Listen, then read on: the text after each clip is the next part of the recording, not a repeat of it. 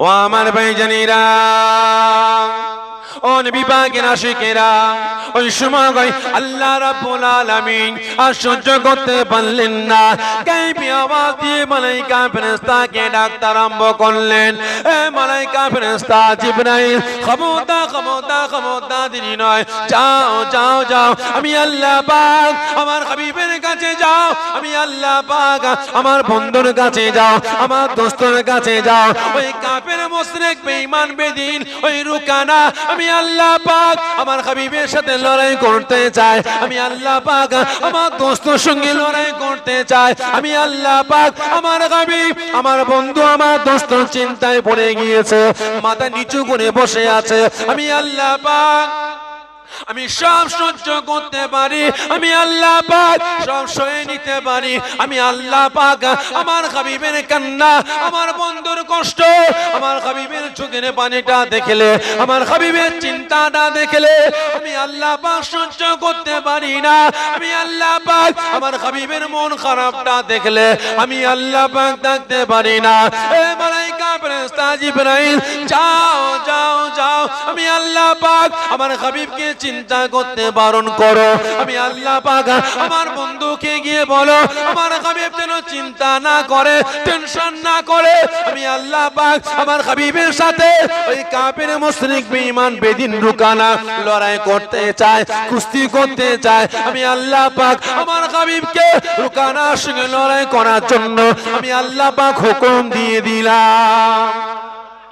মালায়েকা ফেরেশতা শুধু তাই নয় তাই নয় তাই নয়, আমি আল্লাহ পাক আমার হাবিবের সাথে ওই কাফের মুশরিক বেঈমান লড়াই করবে, আমি আল্লাহ পাক আমার হাবিবের সাথে আমার বন্ধুর সাথে কুস্তি করবে, আমি আল্লাহ পাক আমার দোস্তের সাথে লড়াই করবে, এর জন্য আমি আল্লাহ পাক আমার তরফ থেকে আমার হাবিবকে আমার বন্ধুকে আমার দোস্তকে আখিরি জামানার পয়গম্বরকে নবী মুহাম্মদ রাসূলুল্লাহ সাল্লাল্লাহু আলাইহি ওয়াসাল্লামকে আমি আল্লাহ পাক আমার তরফ থেকে স্পেশাল পাওয়ার ক্ষমতা দিয়ে দিলাম। জোরে বলবেন না? আল্লাহ পাক হুকুম দিলেন লড়াই করার জন্য, উপরন্তে স্পেশাল কি দিলেন? রাসূল পাককে পাওয়ার ক্ষমতা দিয়েছেন, ঠিক না বেঠিক? তাহলে জিনাকে আল্লাহ পাক পাওয়ার দেন, ক্ষমতা দেন, পৃথিবীর কোন পাওয়ার তার কাছে টিকবে? জোরে বলবেন, টিকবে? টিকবে না। ওই সময় হযরতে জিবরাইল আলাইহিস সালাম ছুটে ছুটে ছুটে ছুটে রাসূল পাকের কাছে হাজির হয়ে গেলেন, সালাম দিলেন, হুজুর আপনি চিন্তা করছেন কেন? ভাই জিবরাইল আপনি হঠাৎ করে আমার কাছে, কি ব্যাপার? হুজুর আমার আল্লাহ পাক আমাকে পাঠিয়েছে আপনার কাছে, আমার আল্লাহ পাক আমাকে আপনার কাছে পাঠিয়েছে, আপনি চিন্তা করবেন না। রাসূল আমার বলে উঠলেন, আমি চিন্তা করব না, আমি এসেছি বেটা রুকানাকে জাহান্নামের আগুন থেকে বাঁচিয়ে জান্নাতে নিয়ে যাওয়ার জন্য। আর এই বেটা বলে কিনা আমার সঙ্গে লড়াই কুস্তি করতে হবে, আমি তো রাসূল লড়াই করার জন্য আসিনি। ই আবার বলে কিনা 200 বকরি দেবো, আমি রাসূল তো লোভে আসেনি। রাসূল পাকের লোভ ছিল? জোরে বলবেন। রাসূল পাক সাল্লাল্লাহু আলাইহি ওয়াসাল্লাম যদি মনে মনে ভাবতেন যে আল্লাহ আমি রাসূল, এই দুনিয়ার জমিনে ভাঙা কুঠি আমার পছন্দ হয় না, আল্লাহ আমি রাসূলের জন্য আপনার একটা জান্নাতকে দুনিয়ার জমিনে পাঠিয়ে দেন। আমার আল্লাহ পাক 8টা জান্নাতের মধ্যে একটা কেন, আমার রাসূল যদি চাইতেন 8টা দুনিয়ার জান্নাতকে, আল্লাহ পাক 8টা রহমতের জান্নাতকে রাসূলের জন্য দুনিয়ার জমিনে নামিয়ে দিতেন, ঠিক না ঠিক? আল্লাহ আমি এই চাটায় শুয়ে শুয়ে আল্লাহ ভালো লাগে না, পিঠে দাগ হয়ে যাচ্ছে, আল্লাহ আমি রাসূল আমার জন্য জান্নাতের সবথেকে মূল্যবান সিংহাসনটা দুনিয়ার জমিনে পাঠান। আল্লাহ পাক পাঠাতেন না? রাসূল পাক শুধু বলতে বাকি, উচ্চারণ করবেন, সিংহাসন বলার আগেই আমার আল্লাহ পাক জান্নাতের সবথেকে মূল্যবান সবথেকে কিমতি সিংহাসনটা রাসূলের জন্য দুনিয়ার জমিনে নামাতে পারতেন, ঠিক না বেটা? আর এই বেটা রুকানা 200 বকরির লোভ দেখাচ্ছে।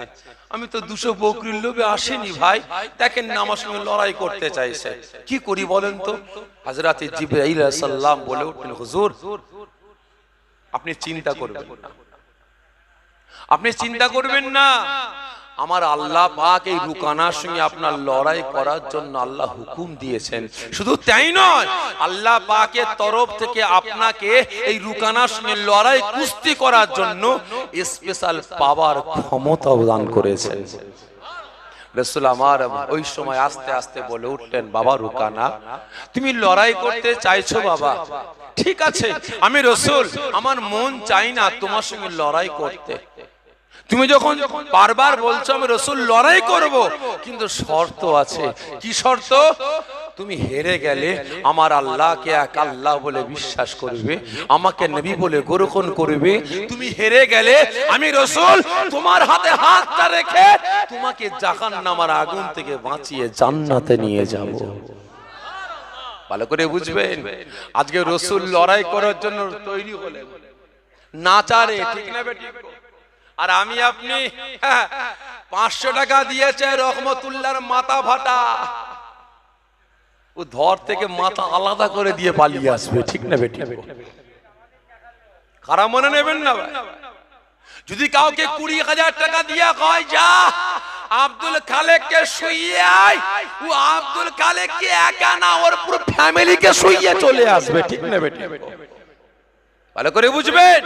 কিন্তু আজকের দিনে, বর্তমান দিনে এই বেগায়া বেশরম নির্লজ্জ মুসলমান উম্মতে মুহাম্মাদি এদের একটু লজ্জা হলো না যে আজ আমি একজন কলেমা পড়ানেওয়ালা হয়ে, আমি একজন নামাজি হয়ে, আমি একজন রোজাদার হয়ে, আমি একজন আল্লাহ পাকের বান্দা হয়ে, রাসূলের উম্মত হয়ে, পুরপুরের পীর আবু বকরের মুরিদ হয়ে আর এক মুরিদকে, আর এক উম্মতকে, আর এক নামাজিকে, আর এক রোজাদারকে, আর এক মুসলমানকে আমি কতল করি, কিভাবে আঘাত দিই, কিভাবে ব্যথা দিই, কিভাবে চোখের পানিটা ফেলাই, কিভাবে, নেবে ঠিক? ভালো করে বুঝবেন, এরা আমার নজরে মুসলমান হতে পারে না। আমি মনে করি এরা মুসলমান নামে কলঙ্ক। আমি এদেরকে মুসলমান বলে পরিচয় দিই না। কদিন আগে দেখেন না একজন বলেছিল ইনি অমুকের উম্মত। বাস্তব কথা ভাই, সত্যিকার তাকে একটু পুরস্কার করা দরকার, খারাপ কিছু বলেনি, ঠিক না বেটি? খারাপ কিছু বলেনি, ঠিক কথা বলেছে। কারণ বর্তমান দিনে এক শ্রেণীর মুসলমান এরা আল্লাহ পাকের জন্য গর্জন করে না, রাসূলের জন্য প্রতিবাদ করে না, মসজিদ মাদ্রাসা গুলোকে বাঁচাবার জন্য প্রতিবাদ করে না, ইসলামকে, কুরআনকে, মুসলিম সমাজকে বাঁচাবার জন্য প্রতিবাদ করে না, রাসূলের আদর্শ, ক্যারেক্টার, চরিত্রটাকে বাঁচাবার জন্য প্রতিবাদ করে না, আন্দোলন করে না। একজন মুসলিম বেঈমানের স্বার্থ পাইয়ে দিবার জন্য আজকের দিনে, বর্তমান দিনে আমি আপনি মুসলমান গোলাম হয়ে গেছি। আজকে রবিউল আউয়াল মাস চলছে, ঠিক না বেটে? এই মাসে 12 তারিখে, খারাপ মনে নেবেন না, আমি আগেই বলেছি, আমি কোন পার্টির বিরুদ্ধে বলার জন্য আসিনি, কোন পার্টির দালালি করার জন্য আসিনি, এসেছি হক কথা বলার জন্য। কদিন আগে নূপুর শর্মা আমার আপনার রাসূলের সাথে গুস্তাকি করেছিল না করেনি? যে প্রতিবাদ করেছেন আপনারা, যে প্রতিবাদ করেছিলেন, তারও আগিয়ে যায় বেশ কয়েক বছর আগে, বেশ কয়েক মাস আগে আমার বোন মুস্কান তার বোরকা খোলাবার চেষ্টা হয়েছিল, জানা আছে। প্রতিবাদ করেছেন না করেননি? করেছেন। তার বেশ কয়েক বছর আগে ফিরান্স একটা সিনেমা তৈরি করেছিল, সিনেমাটার নাম হলো ইনোসেন্স অফ মুসলিম। আমার রাসূলের চরিত্র নিয়ে সিনেমা হয়েছিল। আমরা প্রতিবাদ করেছি না করিনি? প্রতিবাদ করেছি।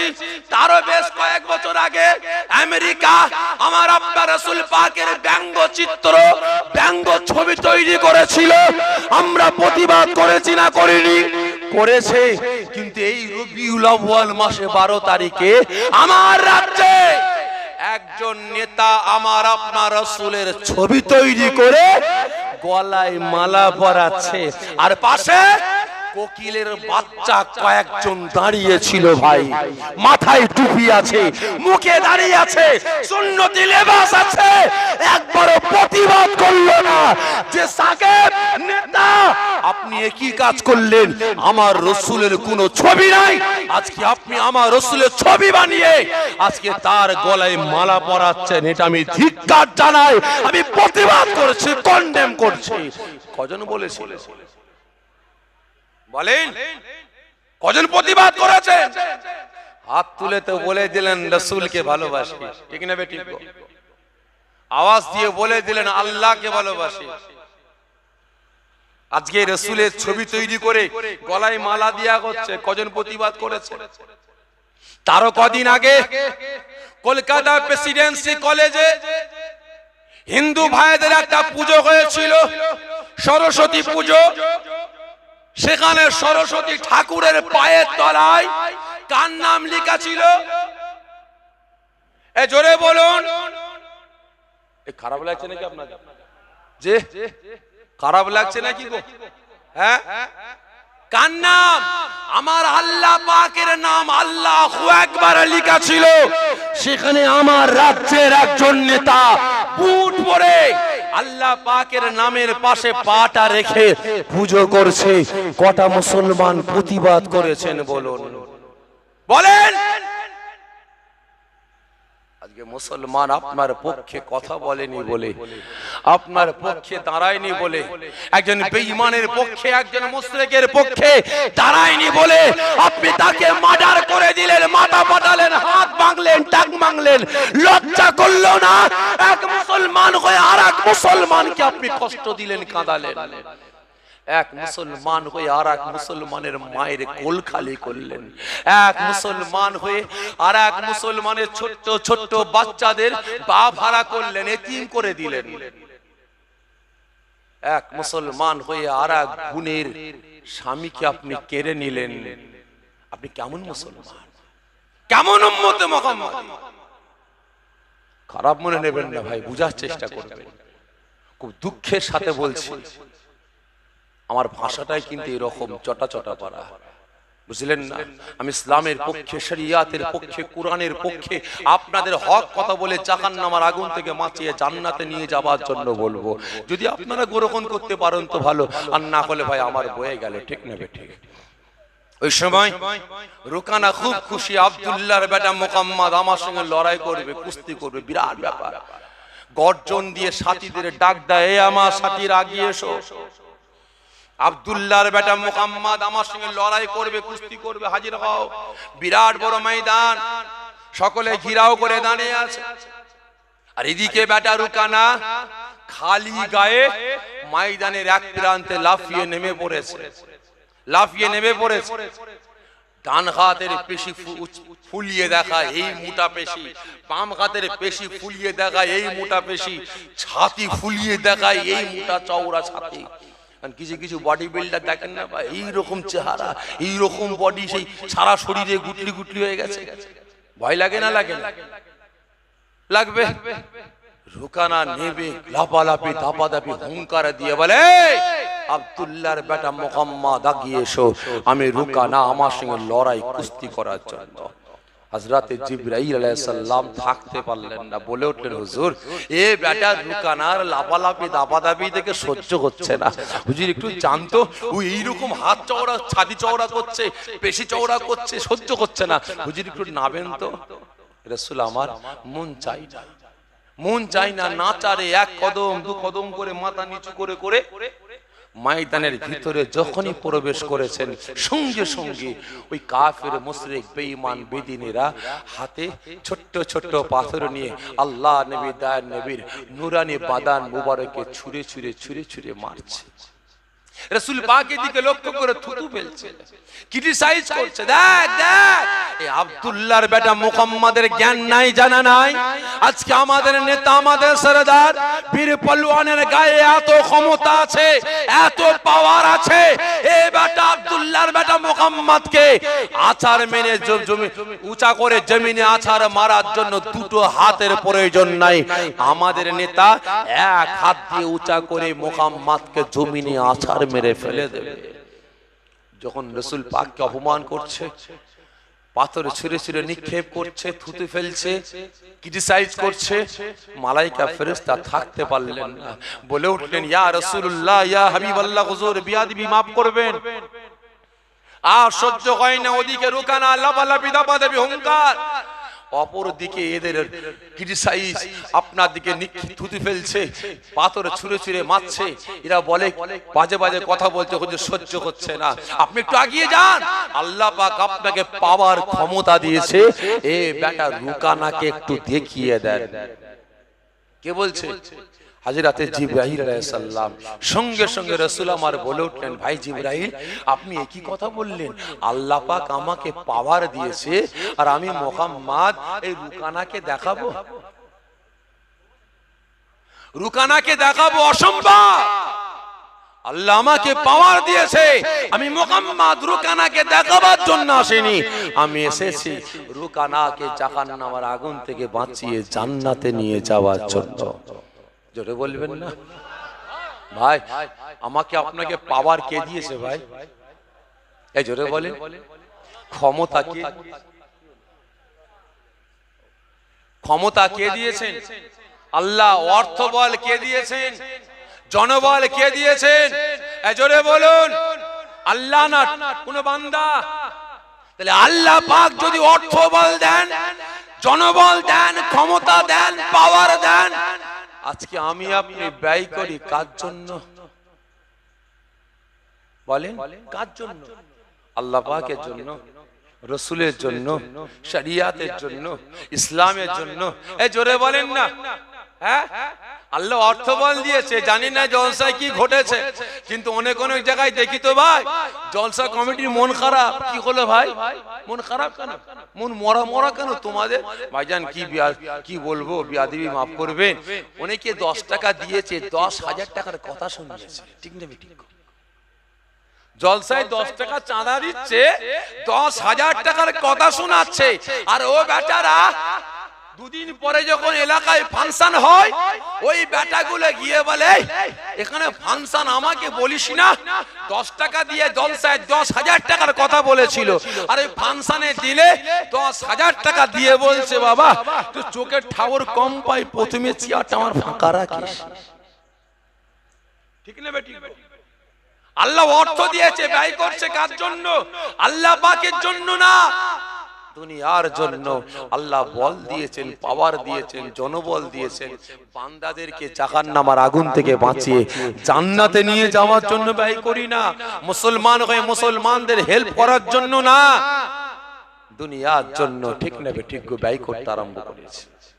ভালো করে বুঝবেন। এই কথা বলার সঙ্গে সঙ্গে রাসূল আমার যখন এই কথা বললেন, জিবরাইল সাল্লাম খামোশ হয়ে গেলেন। এদিকে রুকানা লাফালাফি দাপাদাপি করে, রাসূল আমার রুকানার দিকে একবার তাকাতে আরম্ভ করলেন। ও আমার ভাইজানেরা, ও নবী পাকের আশিকেরা, ওই সময় আল্লাহ পাকের নবী, আল্লাহ পাকের হাবিব, বাবারা মাগারা নবী, এতিম সে নবী আমার ওই রুকানা লাফালাফি দাপাদাপি দেখে রাসূল আমার থাকতে পারলেন না। শের মুবারকটাকে উঁচা করে ওই রুকানার দিকে একবার তাকালেন। তাকাবার সঙ্গে সঙ্গে রাসূল আমার ভয় পেলেন না, রাসূল আমার ডরে গেলেন না। রাসূল আমার রুকানা লাফালাফি দাপাদাপি দেখে মুচকে মুচকে হাসতে আরম্ভ করে দিলেন। ওই সময় এই কাফির মুশরিক বেঈমান বেদিনটা ওই রুকানার মাথা খারাপ হয়ে যায়। হায় হায় হায়, আব্দুল্লাহর বেটা মুহাম্মদ আমার হাতের পেশিটা দেখে, আমার ছাতিটা দেখে এর ভয় পাওয়া দরকার। আমার দিকে তাকিয়ে মুচকে মুচকে হাসে। বেটা রুকানার মাথা কাজ করে না, পাগলের ন্যায় ছুটে ছুটে ছুটে ছুটে আল্লাহ নবী তার নবী সম্মুখে হাজির হয়ে যায়। ওই সময় রুকানা হুঙ্কার দিয়ে বলতে আরম্ভ করে, এ আব্দুল্লাহ আব্দুল্লাহর বেটা মুহাম্মদ আগিয়ে এসো, আগিয়ে এসো, আমি রুকানা আমার উপরে ঝাঁপিয়ে পড়ো, আমার সঙ্গে লড়াই করো, আমার সঙ্গে কুস্তি করো। আল্লাহ নবী দেন নবী, তবুও কিন্তু হাসি বন্ধ করলেন না। রুকানার মাথা আরো গরম হয়ে যায়, হায় হায় হায়, আমি রুকানা দূরে ছিলাম, আমাকে দেখে হাসছে, আমি রুকানার সম্মুখে চলে আসলাম, ওর হাসিটা বন্ধ হলো না, আরো হাসতে আরম্ভ করেছে।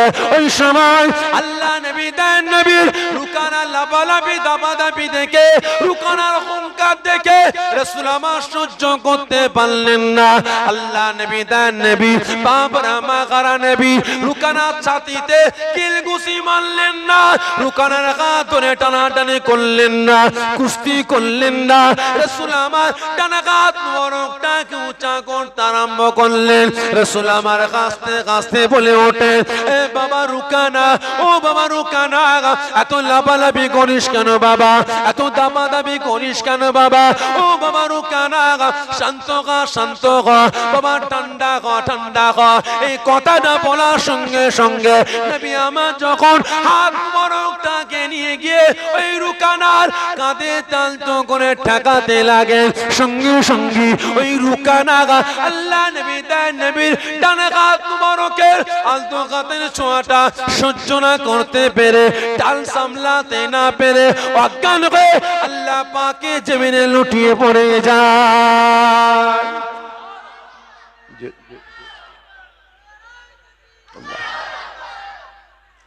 সাথীর অবাক, পুরি সর্বনাশ।